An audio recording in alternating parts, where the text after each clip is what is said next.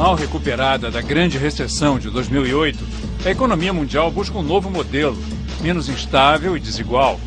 Uma proposta que ganha força vem de uma área inesperada, o feminismo. Afinal, as mulheres passaram recentemente a ser majoritárias na força de trabalho e querem ser ouvidas. A economia solidária é esse ideal feminista, articulado pela historiadora Riane Eisler, que há mais de 20 anos foi uma das fundadoras das teorias feministas, com o livro O Cálice e a Espada, um estudo do matriarcado, a dominação pelas mulheres na origem da humanidade. Hoje, Riane, que nasceu na Áustria e se refugiou do nazismo nos Estados Unidos, propõe uma parceria entre homens e mulheres, como a chave do futuro.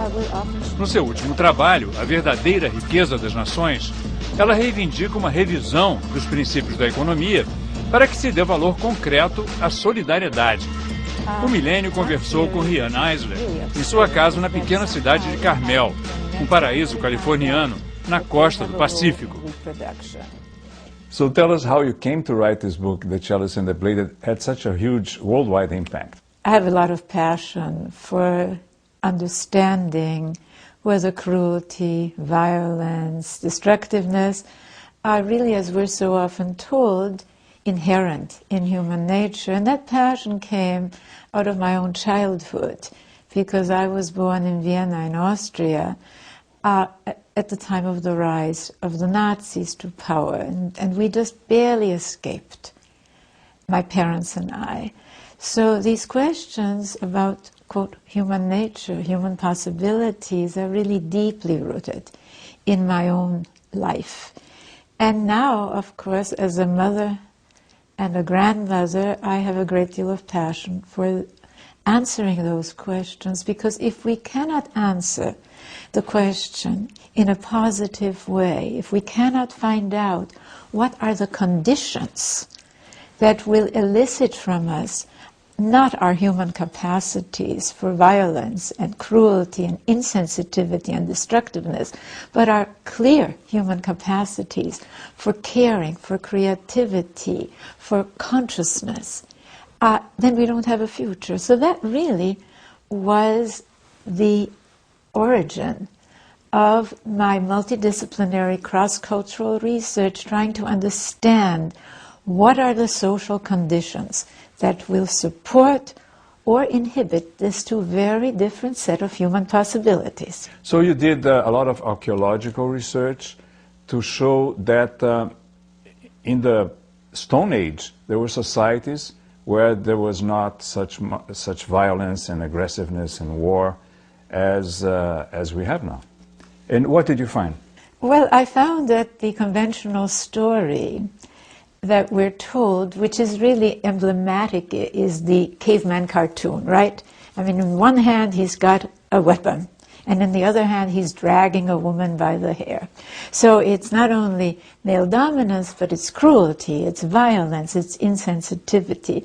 I found that if you really look at the art of the Paleolithic, which is of course the Stone Age, there isn't a single image even remotely indicating that this was the governing ethos. On the contrary, what's celebrated in that art is the giving of life, not the taking of life.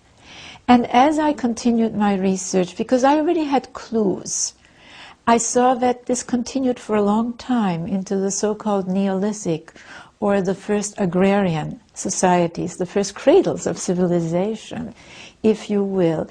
And of course we have so many myths from all over the world indicating that there was an earlier time, not ideal, but yes, orienting more to what I call in my work a partnership rather than domination system. The Chinese Tao Te Ching tells us that there was a time before the yin or feminine principle was subordinate to the yang or male principle.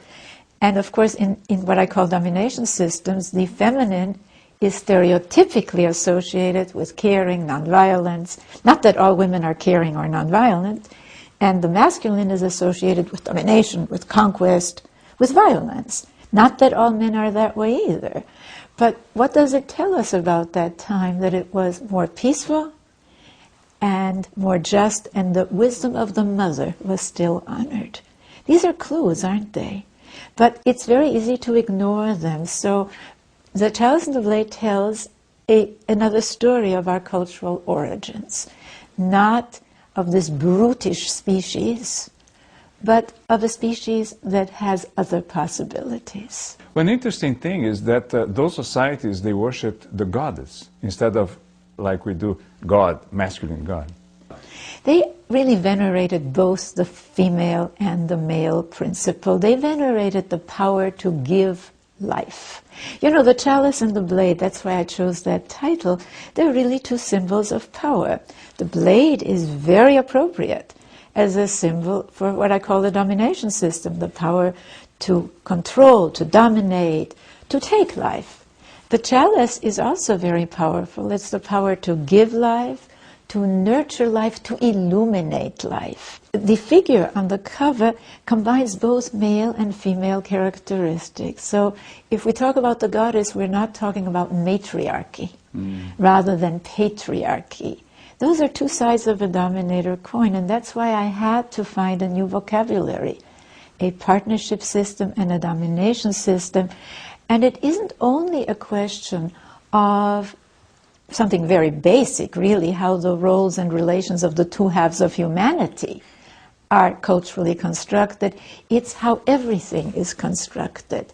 And that is an important piece, though. Why this partnership society ended and was replaced by this male dominator model that is still running us? Well, there are many theories about this. One theory, which is really absurd, is that somehow it happened when men finally found out that they have a role in reproduction. And of course, that really is attributing to men a colossal stupidity, because they must have seen animals mating, and the result being... But it also attributes to men a colossal brutality. The idea that the moment that they thought that they too have the power to give life, they would dominate women.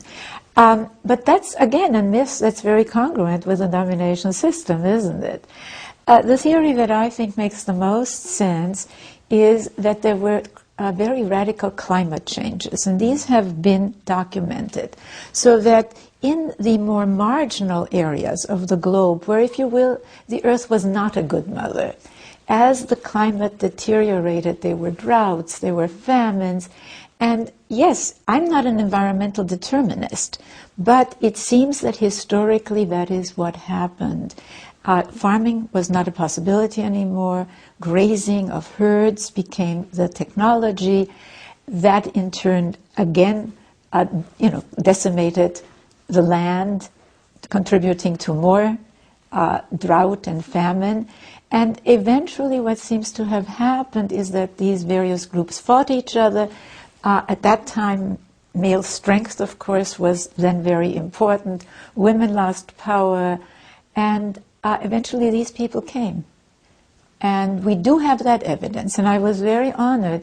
The great Sumerologist, Samuel Noah Kramer, in his last book, he used my framework, the partnership and domination systems, to explain what happened in Sumer, when the Lugul, the big man, ascended to power, and that there was a fundamental cultural shift.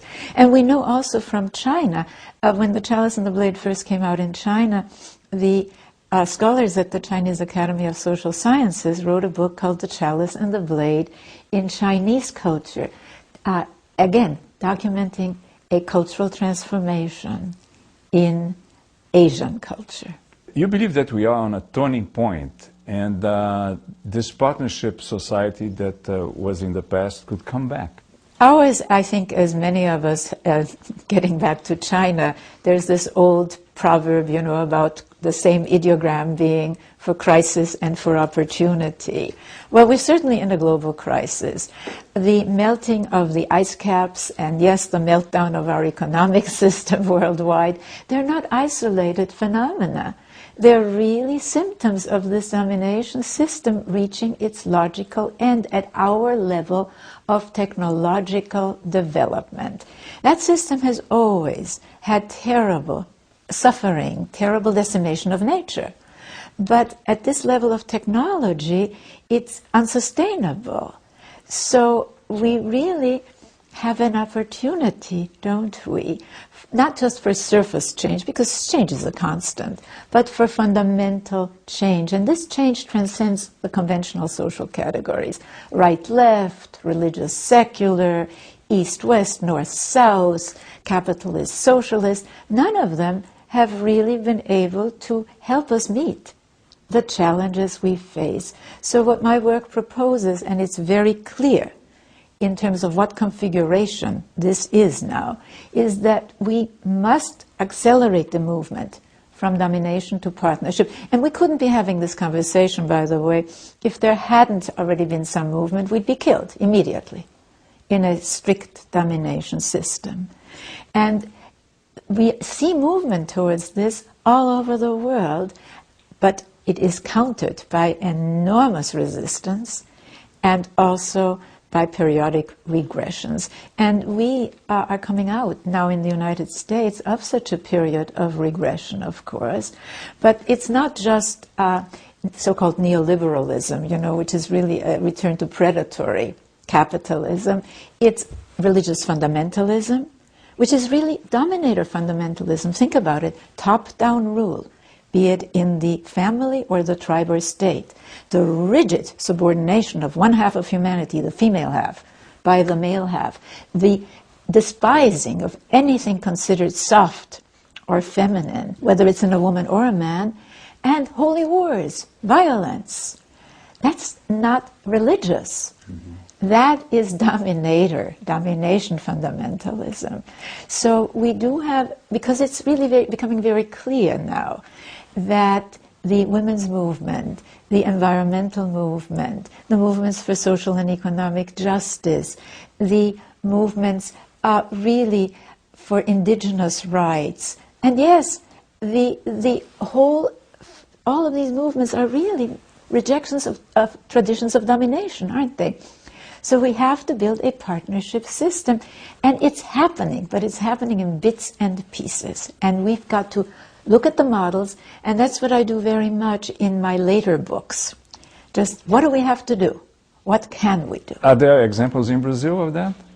Yes, the Bolsa Familia program, for example. One of the interesting things about the Bolsa Familia program, from the perspective of what I call a caring economics, is that it's not only that it has changed poverty enormously in Brazil, but that it invests in human capacity development. And the whole point is that particularly for the post-industrial knowledge information economy, policies must invest in human capacity development, and this starts in early childhood. So this is a brilliant example of a program, an economic invention that is more oriented to what I... What about in Bangladesh, the microcredit, where it's directed to women? Is that an example of that? I have very mixed feelings about microcredit. On the one hand, it is important that people not starve. Yeah. On the other hand, microcredit is not really changing the rules of the game. And also these women are charged huge interest. I mean, people aren't aware of that. It has helped somewhat. But this said, what we really need are economic rules and policies that give visibility and value to also the work that is still mostly, quote, women's work, caring for children, keeping a clean home environment. Let me go back to the Nordic nations. They have, number one, they have extremely good caring policies, not just universal health care and high-quality child care, but stipends for families to care for children. In Norway, the first 7 years of caring for a child at home, whether by a mother or father, counts towards social security credit. These are all economic inventions that give visibility and value to this work. As long as that work is not valued, consider that the statistics are very clear. Politicians and the media talk of poverty in generalities, but we know that the mass of the world's poor and the poorest of the poor are women and children. 70% of those living in absolute poverty, starvation or near starvation, are female. Even in the rich United States, women over the age of 65, according to the U.S. Census statistics, are twice as likely to be poor as men over 65. Now, that's not only because of job market discrimination, it's because most of these women are or were caregivers, and they get no reward. On the contrary, the wage gap, the earnings gap that we hear about here in the U.S., somewhere in the 30%, it is absolutely double when you consider the whole working life, because women drop out. So we have to really change the economic rules of the game. And frankly, the move into the post-industrial society with automation, with robotics, a lot of the jobs that are disappearing are not coming back. So let's redefine what is productive work. Let's give really good salaries and good training for the work of caring and caregiving in both the market and the non-market economic sectors. My work calls for what I call a full spectrum economic map that no longer ignores the life-sustaining economic sectors, the household economy and the natural economy. We can't solve our problems, Einstein said, with the same thinking that created them. So I think this is why my work has really resonated so much, because it's the beginning of a roadmap to a better future. I have a confession to make. When I started reading your books, my first reaction was, well, the male dominator in me, the inner tyrant, oh, this is a feminist view, and this is against man, and it was a bad reaction. I think I'm not the only one, right? I get a lot of mail from people who say that my work has transformed their lives. Half of it is from men telling me that.